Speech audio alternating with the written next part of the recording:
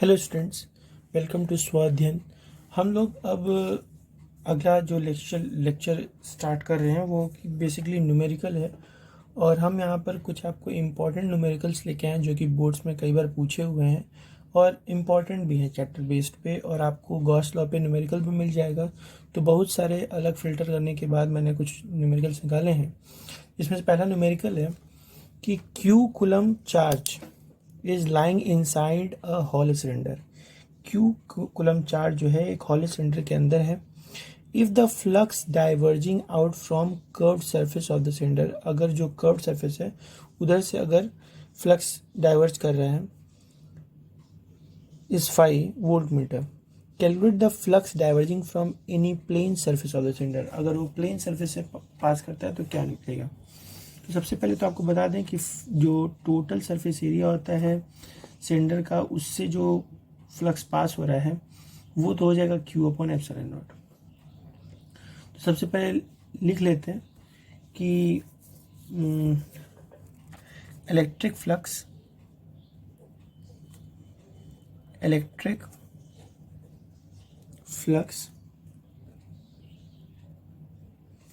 Diverging from total surface area of cylinder from। तो जो total निकल रहा है वो तो है Q inside the cylinder, the charge inside the cylinder epsilon not. आप इसको सीधे लिख सकते हैं Q upon epsilon not volt meter. ठीक है। अब लिख रहा है flux diverging from curved surface. Curved surface के लिए हम लोग C कंसिडर कर लेंगे। तो यहाँ लिख लीजिए flux diverging from curved surface. तो कर्व्ड सरफेस से तो हम उसको 5C लिख दे रहे हैं, कर्व्ड से C यूज कर रहे हैं, is equal to 5 volt metre. ये तो क्वेश्चन में दिया हुआ है। तो diverging from both plane surface, total में से कर्व वाले को माइनस कर लो तो 10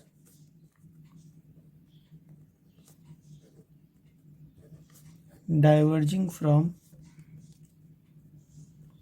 both plane surface 5P is equal to 5 total में से 5 कर्व को आप माइनस कर दीजिए। तो आपके पास आ जाएगा, इसकी वैल्यू थी Q अपॉन एप्सिलॉन नॉट और इसकी वैल्यू क्वेश्चन में तो 5 दिया हुआ है। तो अगर चार्ज को हम लोग मिडिल ऑफ द सिलेंडर में रख दें तो जो फ्लक्स डाइवर्जिंग होगा वो प्लेन की किसी भी साइड चला जाएगा। तो यहाँ लिख लेते हैं कि इफ चार्ज is in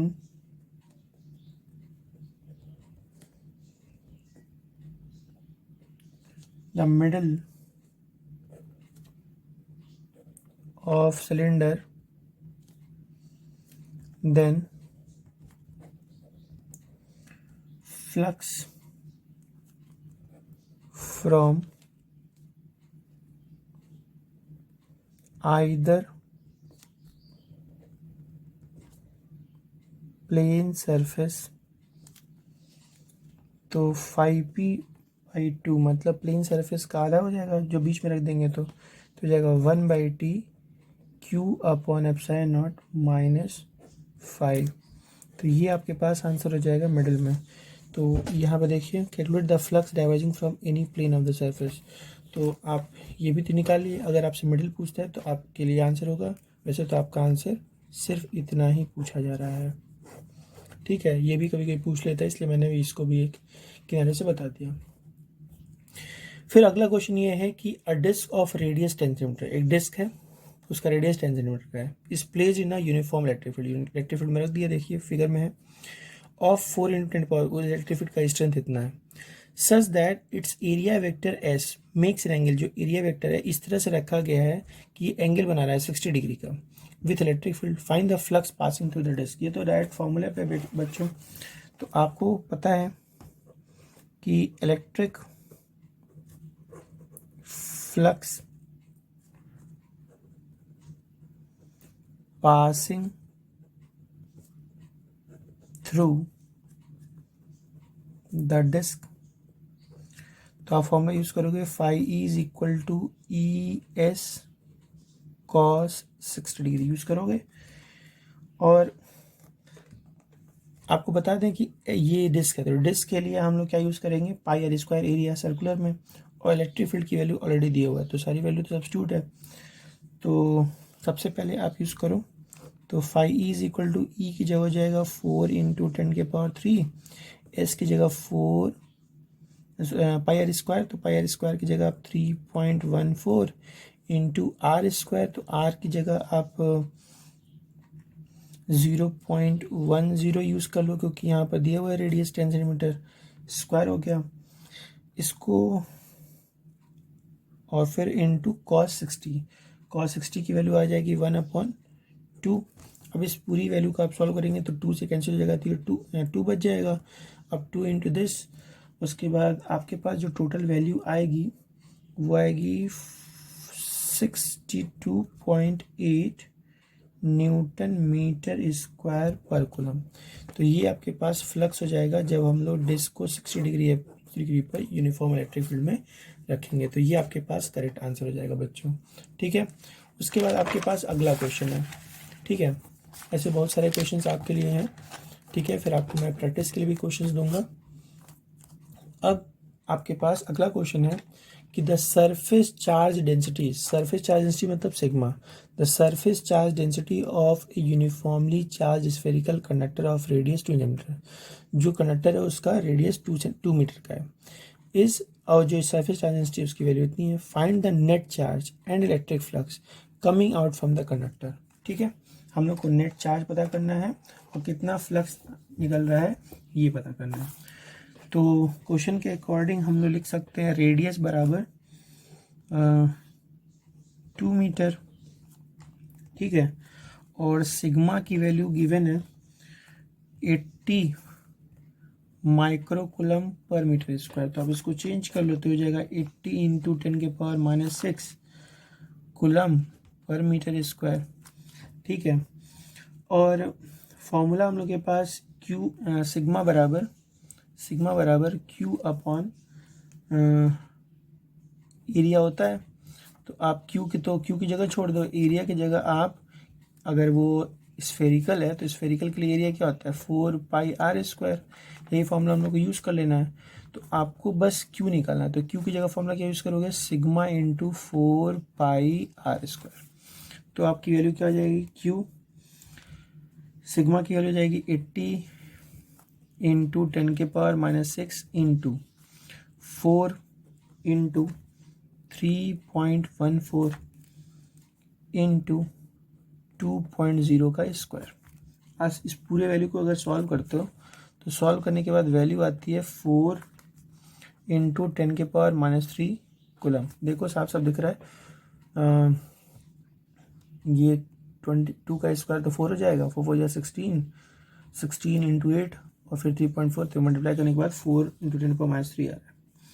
फिर आपको फ्लक्स निकालना है। आपका फर्स्ट पार्ट तो ये था, सेकंड पार्ट फ्लक्स निकालना था। तो फ्लक्स इज इक्वल टू क्या होता है, Q upon epsilon not Gauss law के अकॉर्डिंग। तो क्यू की वैल्यू आप निकाल ही लिए हो 4 × 10⁻³ और एप्सिलॉन नॉट की वैल्यू यहाँ पे क्वेश्चन में गिवन है 8.85 × 10⁻12। आप इसको अगर सॉल्व करते हो तो सॉल्व करने के बाद इसकी वैल्यू आएगी 4.52 × 10⁸ न्यूटन पर मीटर स्क्वायर पर कूलम। ये आपके पास यूनिट हो जाएगी। और ये आपके पास पहला आंसर ये होगा और दूसरा आंसर ये होगा। तो इस तरह से आपको न्यूमेरिकल्स को सॉल्व करना है और यही इलेक्ट्रिक फ्लक्स के इस तरह के न्यूमेरिकल्स एग्जामिनेशन में भी आते हैं। अगला क्वेश्चन थोड़ा अलग है। अलग क्या है, थोड़ा वेक्टर से रिलेटेड है, इसलिए हो सकता है कि कोई बच्चे डर जाएं कि अरे ये कैसे होगा, तो ऐसा कुछ नहीं है बच्चों। आपके पास अगला क्वेश्चन है कि a uniform electric field of this, electric field की वैल्यू दी हुआ है and the surface area also given, ठीक है, 0.3 जी कैप एम मीटर स्क्वायर। इसके find the flux passing through it, flux पता करना है। तो सबसे पहली बात तो ये उलझाया है, इलेक्ट्रिक फ्लक्स पता करना है। इलेक्ट्रिक फ्लक्स का फॉर्मूला क्या होता है, phi E is equal to E dot S, ठीक है। अब दोनों का डॉट प्रोडक्ट, दो वेक्टर का डॉट प्रोडक्ट करते हैं तो वे भी वेक्टर वेक्टर तो डॉट प्रोडक्ट करेंगे तो इसके अंदर मिलेगा ही। तो आपके पास आ गया 5i cap plus 10j cap, इसका डॉट करते हैं 0.2 जे कैप के साथ, तो जे का जे में सिर्फ मल्टीप्लाई होगा, बाकी आई वाला तो सबसे जीरो हो जाएगा। तो आप इसको लिख सकते हो 5 इंटू ज़ीरो प्लस 10 इंटू 0.2, तो ओवरऑल वैल्यू कितनी आ गई 2, तो ये हो जाएगा 2 न्यूटन मीटर स्क्वायर पर कूलम, ये हो जाएगा इलेक्ट्रिक फ्लक्स की वैल्यू। और यही आपको सिर्फ निकालना था। तो ये this is very easy question, लेकिन ये बोर्ड में आया हुआ क्वेश्चन है। फिर अगला क्वेश्चन आपके पास है, अगला क्वेश्चन क्या है, आपके फिगर दिया हुआ है, ठीक है, और इस फिगर में आपको इलेक्ट्रिक फील्ड लाइंस का डायरेक्शन बाहर जाते हुए दिखाई दे रहा है, दोनों साइड पे, राइट हैंड साइड से भी और लेफ्ट हैंड साइड से भी। यहाँ पर इलेक्ट्रिक फील्ड की वैल्यू दिया हुआ है 100 न्यूटन पर कूलम, ठीक है। पूछ रहा है कि अगर side of the cube 20 centimetre का है तो बताओ कि कितना चार्ज का मैग्नीट्यूड होगा और उसका नेचर पॉजिटिव होगा कि निगेटिव होगा। इट इज़ वेरी इजी, इधर से भी इलेक्ट्रिक फील्ड निकल रहा है, इधर से भी इलेक्ट्रिक फील्ड निकल रहा है, तो ओवरऑल हम कह सकते हैं कि flux coming out from the cube, यही आपको निकालना है। तो अगर सिर्फ एक ही सरफेस से निकलता, ठीक है, तो आप उसको सिर्फ एक ही फ्लक्स ले लेते हैं, लेकिन यहाँ पे दोनों सरफेस से निकल रहा है, तो आप यहाँ पे क्या यूज़ करोगे, phi is equal to, formula होता है ई एस, लेकिन अब दो सरफेस है तो ई एस एक बार और यूज़ करोगे, तो कुल कितना हो गया 2ES, ये हो गया आपके पास, ठीक है। अब देखो गिवन क्या है, इलेक्ट्रिक फील्ड की वैल्यू दिया हुआ है 100, फिर आपके पास ये 2 है, 2 मल्टीप्लाई कर लो, और एस 20 सेंटीमीटर स्क्वायर, तो इसको मीटर में कन्वर्ट करोगे, तो मीटर में कन्वर्ट करोगे तो हो जाएगा 20 इंटू 10⁻⁻² का स्क्वायर, ठीक है, हो गया। अब कह रहा है कि नेचर पूछ रहा है चार्ज का, तो चार्ज का फॉर्मूला हम लोग को पता है कि phi is equal to epsilon, phi is equal to q upon epsilon naught from Gauss theorem, तो लिख लेंगे from Gauss theorem phi E is equal to q upon epsilon naught. तो अब q E is equal to क्या हो जाएगा, epsilon, sorry phi into epsilon naught, ये करेंगे तो आपके पास जो चार्ज की वैल्यू आएगी वो आप सॉल्व कर निकाल लेते हैं। तो ये वैल्यू आ रही है 2 इंटू 100 इंटू 20 इंटू 10⁻² का स्क्वायर, ये पूरी वैल्यू 5 की जगह पर, और एप्सिलॉन नॉट की वैल्यू कितनी होती है 8.85 इंटू 10⁻12। ये पूरी वैल्यू आप सॉल्व करो, सॉल्व करने के बाद वैल्यू आएगी 7.08 इंटू 10⁻11 कूलम। आप सॉल्व करके एक बार चेक कर लेना, मैं तो इसको सॉल्व कर करा हूँ, तो if there will be mistake please correct it. तो वैसे गलत है नहीं, तो आप इसको देख लेना। अब ये जो चार्ज आ रहा है ये पॉजिटिव है नेचर में, और मैग्नीट्यूड इसका इतना है, तो यही आपसे सिर्फ क्वेश्चन में पूछ रहा था, ये आपको सॉल्व करना था। फिर आपके पास एक अगला क्वेश्चन है, ये भी इंटरेस्टिंग क्वेश्चन है, ठीक है, क्योंकि इस तरह के क्वेश्चन आपको बेसिकली मिलते नहीं हैं, आप लगते हो खोजने, तो इसलिए मैंने इसको कलेक्ट किया और आपको दे रहा हूँ। जो भी बच्चे इस चैनल को सब्सक्राइब नहीं किए प्लीज़ सब्सक्राइब करें, ताकि जो भी आगे नोटिफिकेशन न्यूमेरिकल्स मिलते रहेंगे आपको, आप उसको सॉल्व करना। फिर आपके पास अगला क्वेश्चन है कि side of a cube is 2 metre, एक क्यूब है उसका साइड 2 मीटर का है। If one is at the corner at the origin, इस क्यूब का एक कॉर्नर ओरिजिन पे है, फिगर में शो ही कर रहा है। It is placed in uniform electric field, एक यूनिफॉर्म इलेक्ट्रिक फील्ड इसमें प्लेस किया गया है। Find the total flux passing through the square, कितना टोटल फ्लक्स स्क्वायर में से पास होगा, ठीक है, स्क्वायर में से टोटल फ्लक्स पास होगा। तो ये भी निकाल के चेक कर लेते हैं। तो एक क्यूब के पास कुल 6 फेस होते हैं, ठीक है। और एक फेस का एरिया अगर हम निकालें तो यहाँ पर 2 दिया हुआ है, तो 2 स्क्वायर हो जाएगा। तो flux passing through the cube अगर निकाला जाए तो हम लोग को हर surface area S1 S2 S3 S4 कुल 6 है। तो हम लोग को इलेक्ट्रिक फ्लक्स हर फेस के लिए निकालना पड़ेगा, और निकालने के बाद उसको ऐड करना पड़ेगा। तो ये काम कर लेते हैं, चलो। तो आप लिखिए, क्या लिखेंगे? Cube has 6 faces, area of each face S is equal to 2 का square, that is 4 metre square, ठीक है। तो अब लिखेंगे flux passing through the cube, कितना क्यूब से फ्लक्स पास करेगा। यहाँ पर सॉरी, एक स्क्वायर नहीं है, एक क्यूब होगा, ठीक है। तो इसका मतलब कि आपके पास अब ये आ जाएगा phi E is equal to पहले इलेक्ट्रिक फ्लक्स इंटू पहले वाला सरफेस, इस मतलब फेस, प्लस इलेक्ट्रिक फ्लक्स, फिर दूसरा वाला फेस, फिर इलेक्ट्रिक फ्लक्स, फिर तीसरा वाला फेस, फिर इलेक्ट्रिक फील्ड और फोर्थ वाला फेस, फिर इलेक्ट्रिक फील्ड फिफ्थ वाला फेस, फिर इलेक्ट्रिक फील्ड, फिर सिक्स्थ वाला फेस। कुल 6 फेस थे, तो 6 के लिए हमने यूज़ कर लिया। अब हमारे पास इलेक्ट्रिक फील्ड की वैल्यू तो गिवन है ना, यहाँ पर कितना है 2i cap minus 4j cap, ये गिवन है। और S1 की वैल्यू अगर हम लिखें तो सिर्फ i कैप लिखेंगे, क्योंकि हम लोग एक्स एक्सिस, पहला वाला एक्स एक्सिस की तरफ, दूसरा वाई एक्सिस जेड एक्सिस, तो हर एक्सिस की तरफ है, तो हम लोग उसको लिखेंगे उस हिसाब से। तो आपके पास हो जाएगा भाई, एक बार अगर हम लोग 4 को इधर लेते हैं तो अगला 4 इधर हो सकता है। तो अगर 4 इधर पॉजिटिव होगा तो इधर 4 नेगेटिव होगा। तो एक बार अगर हम लोग ये S1 कंसिडर करते हैं, ये S2 कंसिडर करते हैं, तो एक बार अगर 4 S1 के साथ कंसिडर करते हैं 4i कैप, तो आपके पास S2 के लिए माइनस 4i कैप ही कंसिडर करना होगा।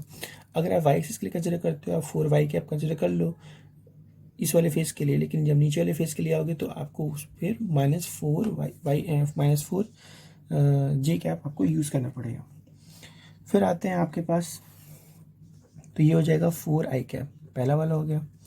दूसरा वाला 2i cap minus 4j cap, और अब ये हो जाएगा -4i कैप, ठीक है, प्लस फिर इलेक्ट्रिक फील्ड तो वही है, इलेक्ट्रिक फील्ड तो चेंज होगी नहीं, तो 2i cap minus 4j cap.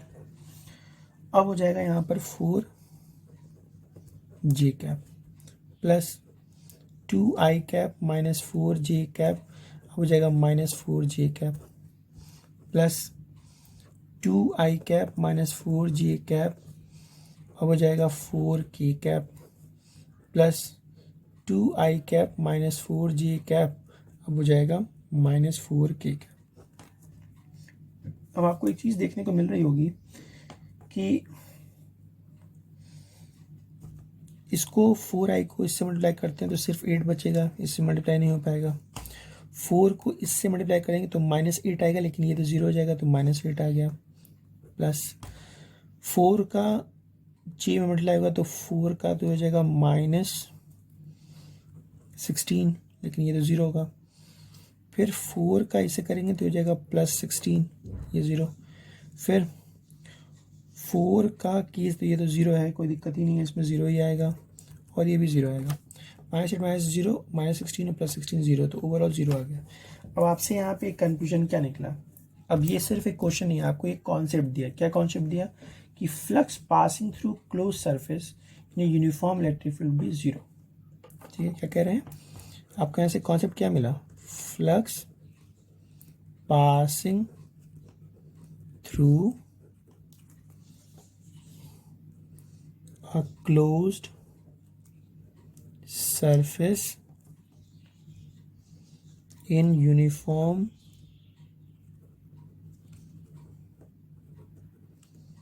electric field is 0। ये आपके पास कॉन्सेप्ट निकल के आया।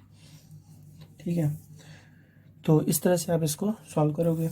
बाकी आपको नेक्स्ट लेक्चर में आपको कुछ और भी टिपिकल न्यूमेरिकल्स देंगे और फिर उसके बाद आपको असाइनमेंट के तौर पर आपको कुछ न्यूमेरिकल्स प्रोवाइड किए जाएंगे। Thank you everyone.